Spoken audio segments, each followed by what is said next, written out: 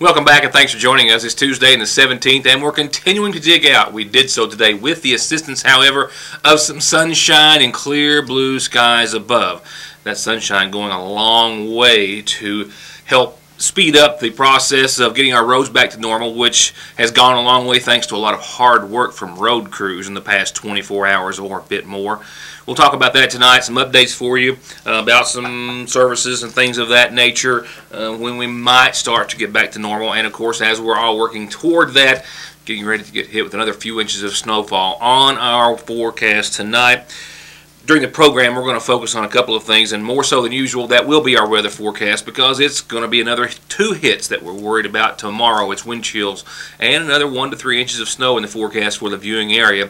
And then on Thursday, an Arctic front that rolls in behind that snow will have not wind chill factors, but temperatures down into the -10 range for you if you're watching this show on the TV. So keep that in mind. That's going to be our word of caution today, and tomorrow, like it's going to be for myself, should be a day of preparation if you haven't already. Complicated, mind you, by 12 inches of snowfall pretty much across the board, and even foot of snow in the viewing area. Some folks seeing 10 inches, 12 though seems to be the peak.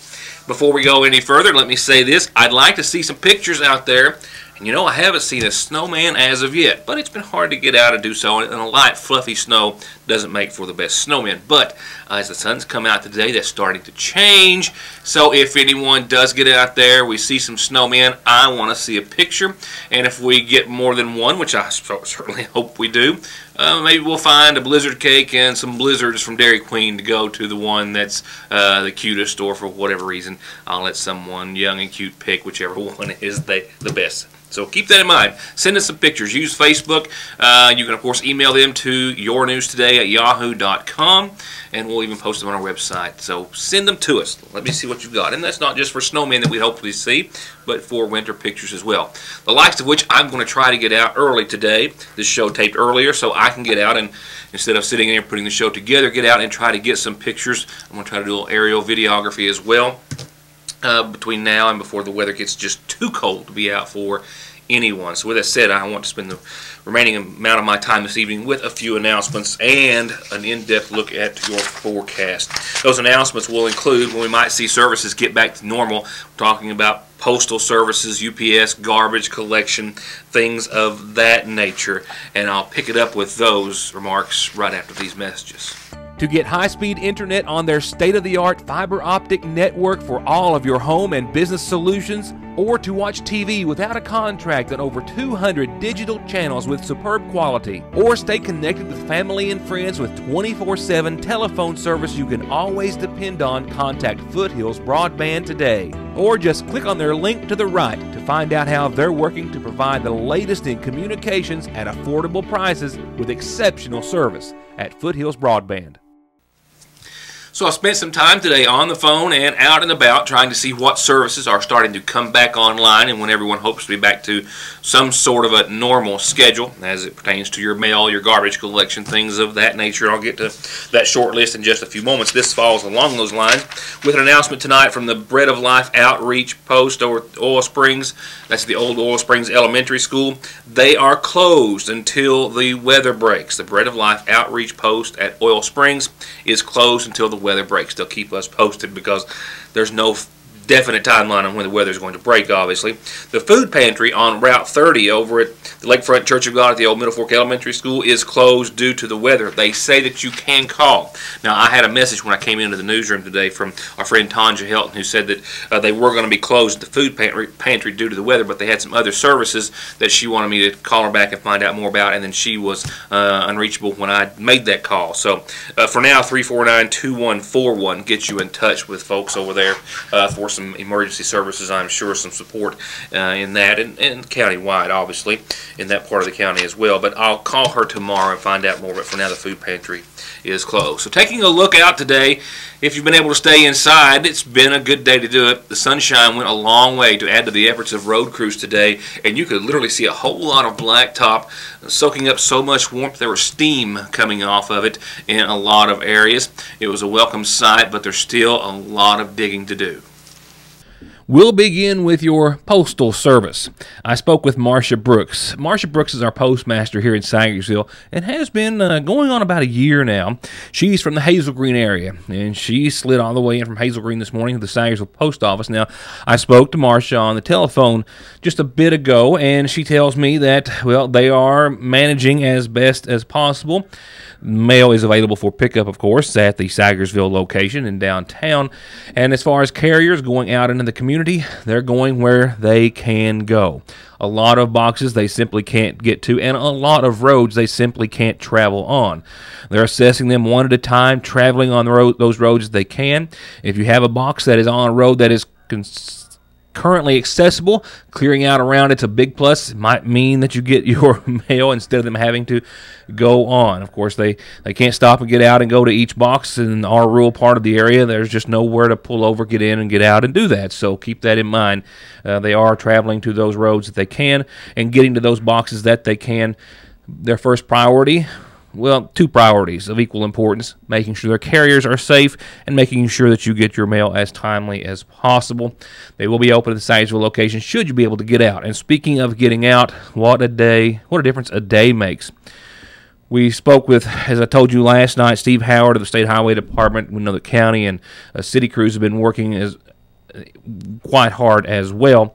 And look at the difference that it's made. A lot of clearing, finally a break in the snow, and then able to apply some salt and then some sunshine have all gone a long way to clearing a lot of the main roads. Priority A roads, as are designated by the state, have improved. Back to those in a moment. For your garbage collection, well, they have not been collecting garbage, obviously, at all this week, yesterday or today.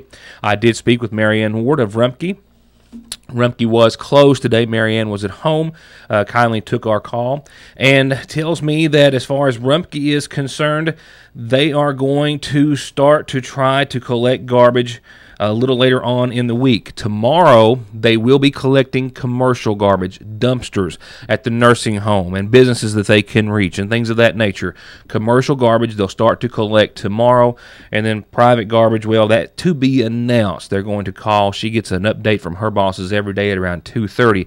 I left the newsroom earlier today before that daily call. So tomorrow we'll check back in with Rumpke and Miss Ward and find out what their plans are. But for tomorrow, they will be collecting all those dumpsters, commercial garbage that they will be able to reach.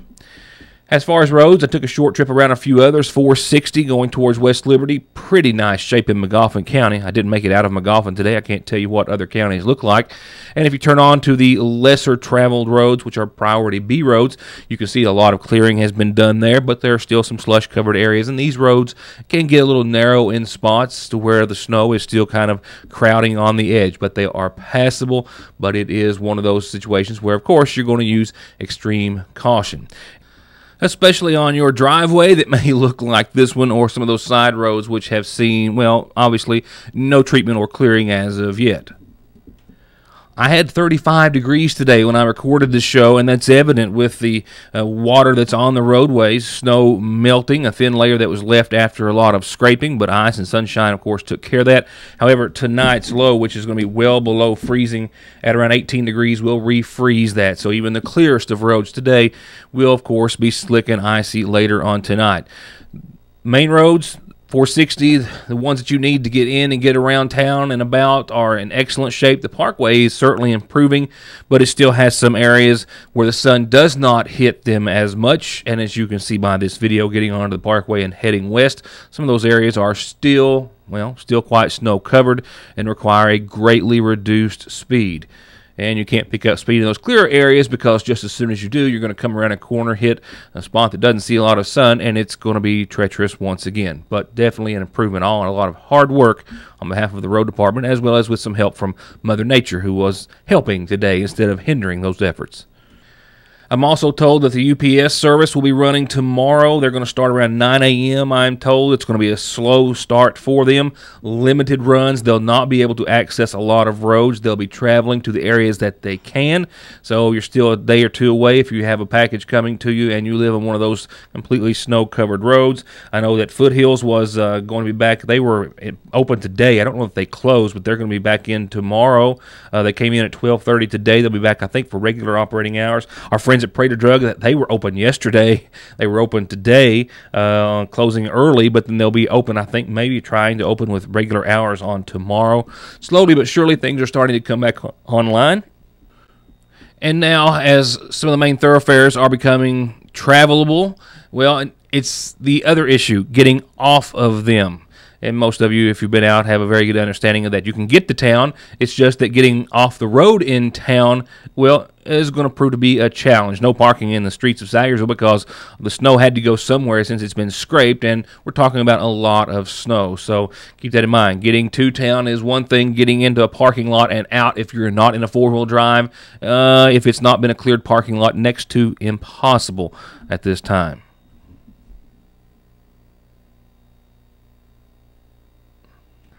And there's just a quick reminder of what 24 hours ago looked like. Now, of course, no school tomorrow. County offices, the administrative offices in the Montgomery County Fiscal Courthouse, the Justice Center, all expected to be closed again tomorrow. We'll await further word from those individuals. Most businesses, as you can well imagine, are either opening or opening on a limited schedule, but it's all out and ahead of another few inches of snow tonight and definitely into your tomorrow. That will put the freeze back on things yet again. So no real calendar announcements this evening, as everyone's just kind of in a hiatus and still digging out. That doesn't mean I don't have a birthday wish or two. And we also have some changes to several funeral services, which have already been changed at least one time due to the weather. So let me say a big special birthday wish to Jackson Bolin. It's a happy first birthday wish to Jackson Bolin, with a lot of love from Mom and Dad, Mama, and then Papa and Ma as well. First birthdays, they're all important, some more significant, but none more important than a first. Happy birthday, Jackson Bolin. Changes in services for 84-year-old Harris Banks of Sagersville, who passed away on Friday. Services were scheduled for 11 o'clock this morning, with burial to follow at the family cemetery at 4 Acre. The Montgomery County Funeral Home tells me that those, due to the weather, obviously have now been set for tomorrow morning at 11 a.m. So once again, services for 84-year-old Harris Banks set for tomorrow, this Wednesday at 11 o'clock at the Montgomery County Funeral Home. For services also for Jeff Harper have also been moved up a day to tomorrow at 1.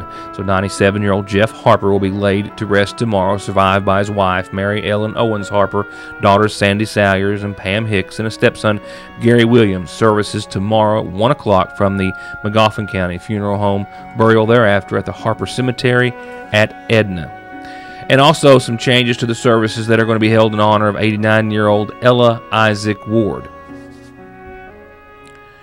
Ward, who is from the Lick Creek area, passed away on Sunday. She was married to Hassel Ward, who preceded her in death. She survived by sons Danny and Ronnie and daughters Shirley Johnson and Fanny Watson.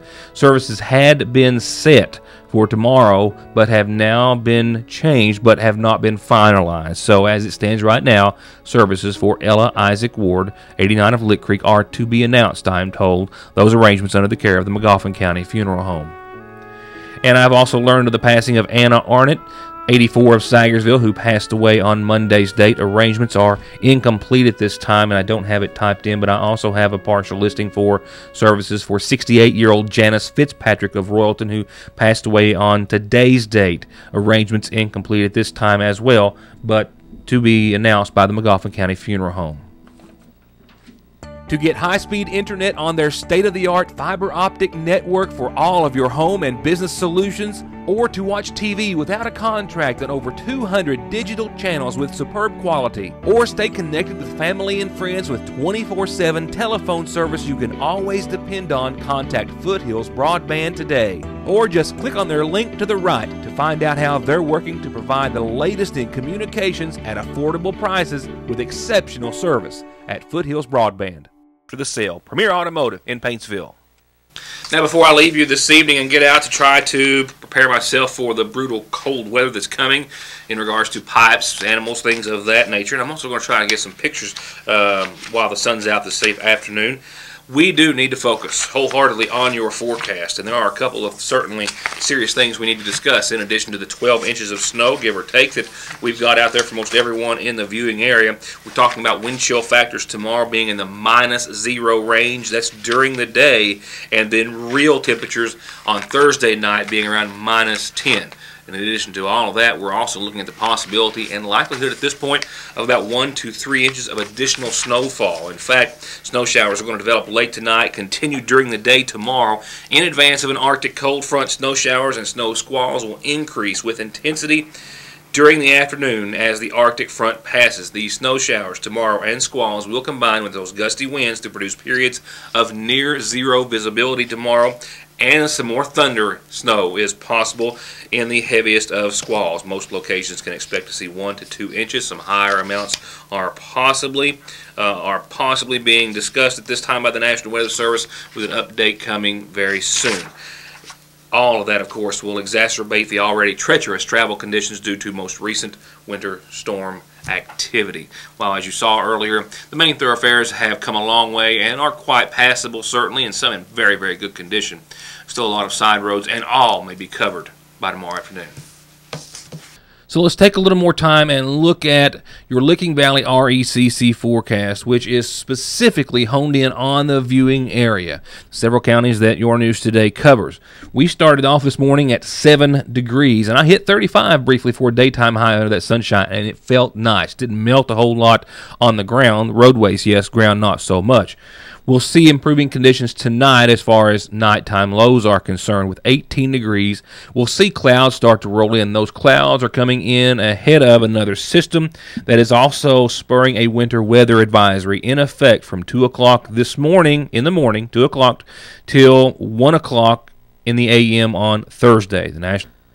The National Weather Service in Jackson has issued a winter weather advisory for snow and blowing snow in effect from 2 a.m. Wednesday till 1 a.m. on Thursday. Now, I have a bit of a misprint here. For tomorrow's high and low, in the low category, that is the wind chill factor that I have inadvertently placed in there, but still scary nonetheless. We're talking about wind chills tomorrow night at a minus 12 degrees. This is after temperatures, real temperatures, tomorrow evening by 5 fall to around 10 or 11 degrees for daytime highs.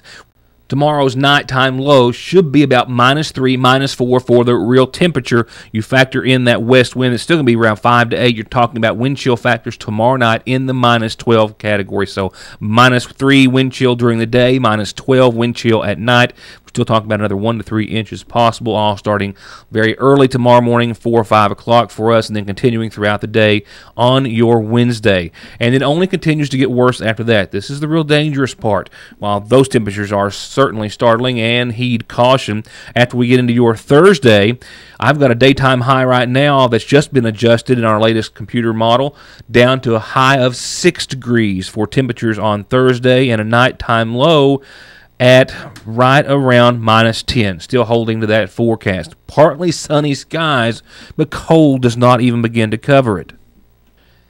If there is any good news out of Thursday's forecast, is that the winds are going to subside for the most part. So while we'll see an actual nighttime low of minus 10, which we haven't seen in a long time, there aren't going to be any winds to put wind chill factors to add any insult to injury, because that would just be brutal, as if 10 below is not brutal enough. So Thursday, maybe 6, 7 degrees for daytime highs. Dangerously cold. That is really when we're going to have to pay attention to your friends, neighbors, animals, and everyone around us and yourself. Nighttime low of minus 10. After some sunshine, it's not going to do anything to warm it up, except if you're inside looking out the window. Friday, we will start to rebound. We're talking about 21 for your daytime high on Friday, a nighttime low in the very low teens, if you will, at 12 degrees, partly sunny. Another threat of some snow on your Friday that could give us a little bit of accumulation. Still too far out to call, but definitely the cold air is going to be in place for another chance of some wintry precipitation at the end of your work week, and a lot of precipitation in store for your weekend. In fact, we've got it across the board on your Saturday with rain, snow, and sleet likely on your Saturday, but temperatures for the first time in a long time well above the freezing mark at 39 degrees and close to freezing for nighttime lows. But rain, snow, and sleet likely on your Saturday into your Saturday night, and even a chance of that rain and snow bleeding on in over to your Sunday's forecast to the tune of 50% with daytime highs still at 39 degrees. It's going to be a long week. The snow is going to be perhaps the nice part. I think I could deal with the snow better than I can the cold. Dangerously cold levels, as you just saw, are going to move in as we see an Arctic blast. Blast is a kind word behind a hit of snow tomorrow. So get prepared. Now is the time while you've got a little sunshine and some clearing conditions out there on the roadways to do it. For now, I'm going to go out and try to find a few pictures if I can. Send me some snowmen or other pics. Like I said, we get some cute snowmen in here. I'm going to give away some blizzards and a blizzard cake for the cutest or coolest. Send them to me at yournewstoday@yahoo.com or find my Facebook page at Ritter Mortimer on Facebook. I use that one the most for reasons that I'll just not even go into at this time. Thank you. Stay warm, stay safe, and we'll see you back here tomorrow night.